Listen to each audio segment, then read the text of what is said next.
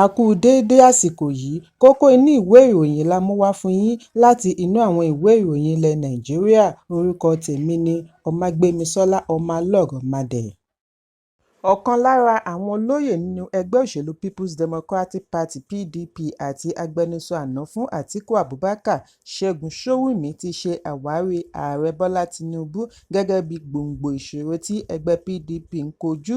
Ṣówùnmí ní Tinubu ò yẹ kó ní nǹkan ṣe pẹ̀lú yíyan mínísítà ilé ìjọba Nyesom Wike láì kọ́kọ́ kàn sí àwọn àgbààgbà ẹgbẹ́ PDP. Lórí ẹ̀rọ amóhùnmáwòrán Channels ni Ṣówùnmí ti ní àlàáfíà yóò padà sí ẹgbẹ́ òṣèlú PDP bí Tinubu bá lè gbaṣẹ́ lọ́wọ́ Wike kí ó sì padà sí ẹgbẹ́ òṣèlú rẹ̀. Ṣówùnmí ṣàlàyé wípé nígbà tí Ọbásanjọ́ fẹ́ dá ìjọba ìṣọ̀kan sílẹ̀ (Government of National Unity), ó kọ́kọ́ kọ̀wé sí àwọn àgbààgbà ẹgbẹ́, ṣùgbọ́n kí ni Tinubu ṣe? Ó kàn ṣàdédé nawọ́ gán ọ̀kan nínú wọn, ó sì fi sí ipò tí ó lápẹẹrẹ ni gbogbo rẹ̀ bá dàrú lójijì.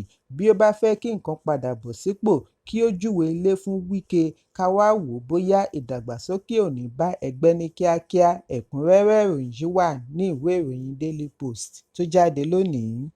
Ọ̀gbẹ́ni kan Mallam Adamu Ibrahim Umar, ọmọ bíbí ìjọba ìbílẹ̀ Bungudugudu, ìpínlẹ̀ Zamfara tó ń gbé ní ojúlé 27 òpópónà Edem-Odo, ìlú Calabar, ni wọ́n ti fi ọwọ́ ṣìkún òfin mú látàrí wípé ó fún ọmọ bíbí rẹ̀ Amina lóyún. Òṣìṣẹ́ ẹ̀ka ajàfẹ́tọ̀ọ́-ọmọnìyàn láti iléeṣẹ́ ọlọ́pàá Zone 6 ni ó fi ọwọ́ ṣìkún òfin mú Mallam Umar ní ọjọ́ 15 oṣù kọkànlá ọdún 2024. Ṣùgbọ́n níbi ìfọ̀rọ̀wánilẹ́nuwò pẹ̀lú akọ̀ròyìn ni Umar ti sẹ́ ẹ̀sùn yìí, bẹ́ẹ̀ kò lè ṣàlàyé bí ọmọbìnrin rẹ̀ ṣe lóyún mọ́ lára lẹ́yìn tí òun pẹ̀lú ìyá rẹ̀ ti pínyà ní ọdún díẹ̀ sẹ́yìn. Nípasẹ̀ àǹtí ọmọdébìnrin yìí, Aisha, ni ọlọ́pàá fi gbọ́ nípa ìṣẹ̀lẹ̀. Àǹtí ṣàlàyé wípé òun ṣe àpẹẹrẹ ìyàtọ̀ lára ọmọdébìnrin ọmọ ọdún 15 yìí ni òun bá mú re ilé ìwòsàn fún àyẹ̀wò kí wọ́n tó fìdí ẹ̀ múlẹ̀ wípé ó ti lóyún ọ̀sẹ̀ 9. Nínú àkọọ́lẹ̀ statement ni Amina ti fi ẹ̀sùn kan bàbá rẹ̀ wípé òun ló fún òun lóyún. Ọmọ yìí ṣàlàyé wípé ọdún 2023 ni bàbá yìí kọ́kọ́ bá a ní àjọṣepọ̀ nínú ilé ìtura tí ó sì ṣẹ̀rùbà wípé òun á pa á bí ó bá wí fún ẹnikẹ́ni. Ọlọ́pàá náà ṣe àyẹ̀wò, wọ́n sì rí wípé lótìítọ́ lọmọdé yìí ti fẹ́ra kù. Láti jẹ́rìí sí ẹ̀sùn yìí, mánéjà ilé ìtura Last Motor Hotel náà sọ nínú àkọọ́lẹ̀ statement wípé ọ̀pọ̀ ìgbà ni òun ti rí afẹ̀sùnkàn pẹ̀lú ọmọdé yìí ní ilé ìtura wọn fún ìsinmi ráńpẹ́ (short rest) láìmọ̀ wípé ọmọ bíbí rẹ̀ ni. Nínú àtẹ̀jáde láti Zone 6 ni alukoro ọlọ́pàá SP Nelson Okpabi ti ṣàlàyé wípé lẹ́yìn ìwádìí, afẹ̀sùnkàn yìí ò fi ojú ba ilé-ẹjọ́.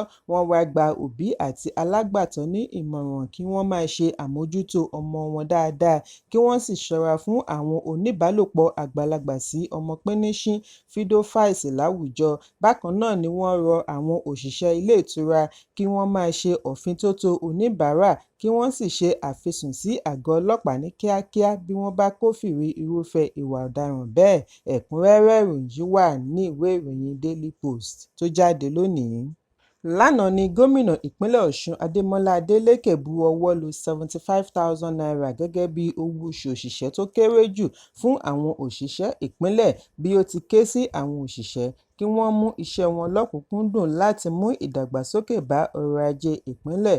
₦75,000 yìí ṣe àlékún sí owó tí ìjọba àpapọ̀ bu ọwọ́ lù. Nínú àtẹ̀jáde láti iléeṣẹ́ ìjọba ni wọ́n ti ṣàlàyé níbi ìpàdé ìgbìmọ̀ tí aṣojú ẹgbẹ́ òṣìṣẹ́ ní ìpínlẹ̀ Christopher Arapasọ̀pọ̀ àti ti olórí òṣìṣẹ́ fún gómìnà Kazeem Akinleye darí ni wọ́n ti fìdí ẹ̀ múlẹ̀ wípé ₦75,000 yìí lọ pẹ̀lú àfojúsùn ìjọba fún ìdàgbàsókè ọrọ̀ ajé àti ìgbáyégbádùn òṣìṣẹ́ àti aráàlú lápapọ̀. Ìgbáyégbádùn òṣìṣẹ́ jẹ́ ìṣèjọba Adeleke lógún. Ìdí nìyí tí ó fi ń ṣiṣẹ́ láìṣàárẹ̀ láti pèsè iṣẹ́ tó jọjú pẹ̀lú ìwọ̀nba owó tó ń wọlé sí àpò ìjọba. Ẹ̀kúnrẹ́rẹ́ ìròyìn yìí wà ní ìwé ìròyìn Premium Times tó jáde lónìí. Ìgbìmọ̀ tó ń ṣàmójútó owó ìjọba àpapọ̀ Federation Accounts Allocation Committee (FAAC) ti pín àpapọ̀ owó tí iye rẹ̀ jẹ́ N1.411 trillion sí ẹ̀ka ìjọba mẹ́tẹ̀ẹ̀ta pẹ̀lú àwọn mìíràn tí ọ̀rọ̀ kàn fún oṣù kẹwàá ọdún 2024.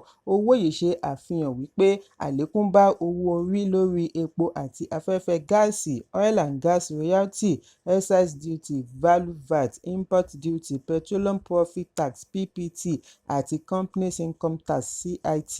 Ọ́fíìsì olùṣirò àgbà fún ìjọba àpapọ̀ ṣàlàyé nínú àtẹ̀jáde wípé pínpín owó yìí wáyé níbi ìpàdé FAAC oṣù kọkànlá ọdún 2024 tí ó wáyé ní ìpínlẹ̀ Bauchi lẹ́yìn ìpàdé ìgbìmọ̀ NACOFED tí ìjọba ìpínlẹ̀ Bauchi ṣe agbátẹrù rẹ̀. Lára owó yìí ni ìjọba àpapọ̀ ti gba N77.562 billion, ìjọba ìpínlẹ̀ gba N39.341 billion, nígbà tí ìjọba ìbílẹ̀ Council gba N30.330 billion. N59.086 billion tí í ṣe 30% rẹ̀ ni wọ́n pín fún àwọn ìpínlẹ̀ tí wọ́n ti ń rí ohun àmúṣọrọ̀. Ẹ̀kúnrẹ́rẹ́ ìròyìn yìí wà ní ìwé ìròyìn This Day tó jáde lónìí. Àjọ elétò ìdìbò Independent National Electoral Commission (INEC) ti ṣe àgbékalẹ̀ ìwé-ẹ̀rí Certificates of Return fún gómìnà àṣẹ̀ṣẹ̀yàn ìpínlẹ̀ Ondo, Gómìnà Lucky Ayédatiwa àti igbákejì rẹ̀ Dókítà Ọláìdé Adélámì. Ìgbésẹ̀ yìí wáyé ní olú-ilé-iṣẹ́ àjọ INEC ní Àbújá lánàá Ọjọ́rú. Níbi àgbékalẹ̀ ìwé-ẹ̀rí ni Kọmíṣánná gbogbogbò fún INEC tó ń ṣàmójútó ìpínlẹ̀ Ondo, Ògùn àti Ọ̀ṣun, Akàwé Gboyè Kúnlé Àjàyí jẹ́jẹ́ àjọ wọn láti ṣe àgbékalẹ̀ ètò ìdìbò tí kò ní màgòmágó nínú. Ó ní ayẹyẹ yìí ṣe ìjẹ́rìísí ètò ìjọba tiwantiwa tí ó ṣe àfihàn ìfẹ́ ará ìlú, bí ó ti kí gbogbo ará ìpínlẹ̀ Ondo kú oríire lórí bí wọ́n ṣe ṣètò ìdìbò láìsí wàhálà tàbí fàákájà. Bákan náà ni ó dúpẹ́ lọ́wọ́ gbogbo àwọn tí ọ̀rọ̀ kàn fún àṣeyọrí ètò ìdìbò. Nígbà tí ó ń fèsì, Gómìnà Ayédatiwa dúpẹ́ lọ́wọ́ gbogbo ará ìpínlẹ̀ Ondo fún bí wọ́n ti dìbò yàn án. Ó wá fi dá wọn lójú wípé ìdàgbàsókè yóò túbọ̀ máa tẹ̀síwájú gẹ́gẹ́ bí àmì ẹ̀mí ìmoore sí. Ẹ̀kúnrẹ́rẹ́ ìròyìn yìí wà ní ìwé ìròyìn Leadership tó jáde lónìí. Ikọ̀ ọlọ́pàá ìpínlẹ̀ Ògùn ti fìdí ẹ̀ múlẹ̀ wípé arákùnrin kan ẹni ọdún 51, Sunday Abidoye ni wọ́n bá òkú rẹ̀ nínú yàrá ilé ìtura Crystal ní GRA Ṣàgámù lánàá Ọjọ́rú. Agbẹnusọ iléeṣẹ́ ọlọ́pàá SP Ọmọlọ́lá Odùtọ́lá ni ó ṣe àfihàn yìí nínú àtẹ̀jáde tí ó tó akọ̀ròyìn lọ́wọ́ lónìí.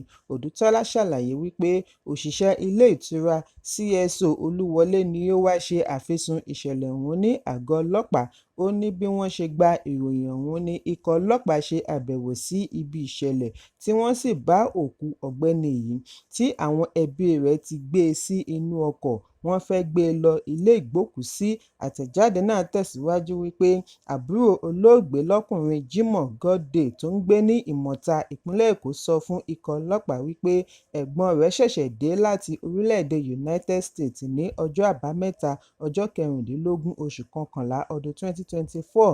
Godday ṣàlàyé síwájú sí i wípé ọjọ́ Ajé ni òun gbìyànjú àti wá ṣe àbẹ̀wò sí i ní ilé ìtura.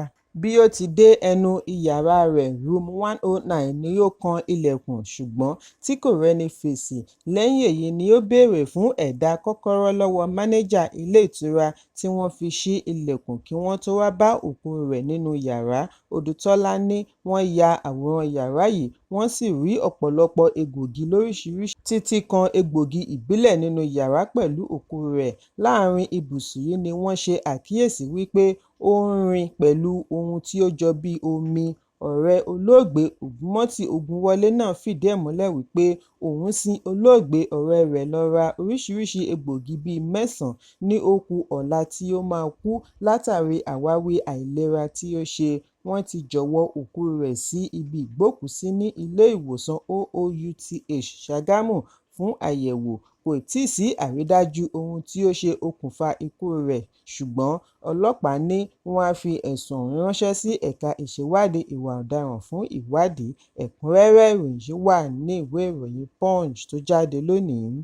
Gómìnà ìpínlẹ̀ Ọ̀ṣun Adémọ́lá Adélékè ti darapọ̀ mọ́ ọ̀gọ̀ọ̀rọ̀ èèyàn láti ṣe ayẹyẹ ìlúmọ̀ọ́ká olórin ilẹ̀ Nàìjíríà David Adédèjì Adeleke tí gbogbo ènìyàn mọ̀ sí Davido bí ó ti pé ọdún 32.